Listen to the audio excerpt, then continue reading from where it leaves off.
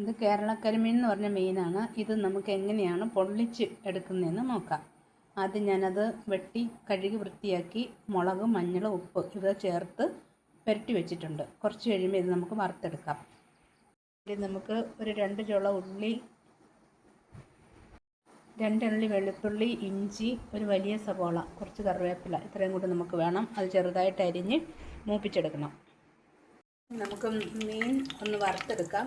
ഞാൻ ആദ്യം ഇച്ചിരി കറിവേപ്പില ഇട്ടിട്ടുണ്ട്. അത് മീൻ പെട്ടെന്ന് കരിഞ്ഞു പോകാതിരിക്കാനും രുചി വരാനും ഒക്കെ വേണ്ടിയിട്ടാണ്. അപ്പോൾ ഇത് ഒത്തിരി മൂപ്പിക്കണം, ഒത്തിരി നന്നായിട്ട് വറുക്കണ്ട. അങ്ങനെ നമുക്ക് വറുത്തെടുക്കാം, എല്ലാം വറുത്തെടുക്കാം. അപ്പോൾ മീൻ ഞാൻ മറിച്ച് ഇട്ട് കൊടുത്തിട്ടുണ്ട്. അധികം മരിച്ചെടുക്കാതെ നമുക്ക് എടുക്കാം. അപ്പോൾ ഞാൻ മീൻ വറുത്ത് പൊരിച്ചു. ഇനി നമുക്ക് പിന്നെ വെളുത്തുള്ളി, ഇഞ്ചി ഇട്ട് കൊടുത്തു. കുറച്ച് സവോള, കറിവേപ്പിലയും കൂടി ഇട്ട് നന്നായിട്ട് മൂപ്പിച്ചെടുക്കാം. നമുക്ക് ഈ ഇല ചെറുതായിട്ട് കീറിയിട്ട് ഇങ്ങനെ ഒന്ന് വാട്ടി കൊടുക്കാവേ. വാട്ടിയില്ലെങ്കിൽ നമ്മൾ മീൻ പൊതിയുമ്പോഴേക്കും അത് ഇല പൊട്ടിപ്പോകും. അതുകൊണ്ട് നമ്മുടെ ഉള്ളിയെല്ലാം നന്നായിട്ട് മൂത്ത് വന്നിട്ടുണ്ട്.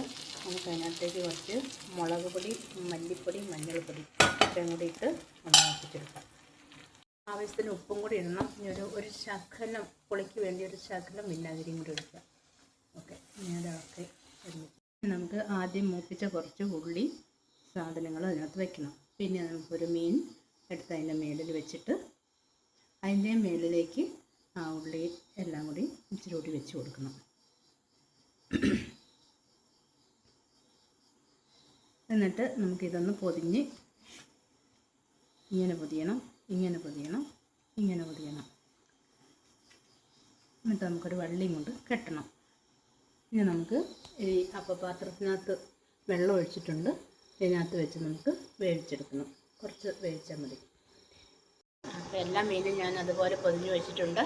ഇനി അത് നമുക്കൊന്ന് മറിച്ച് വെച്ച് കൊടുക്കേണ്ട ആവശ്യമുണ്ട്. Okay,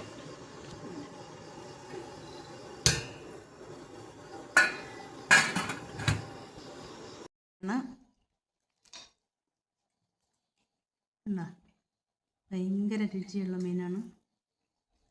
okay, hi.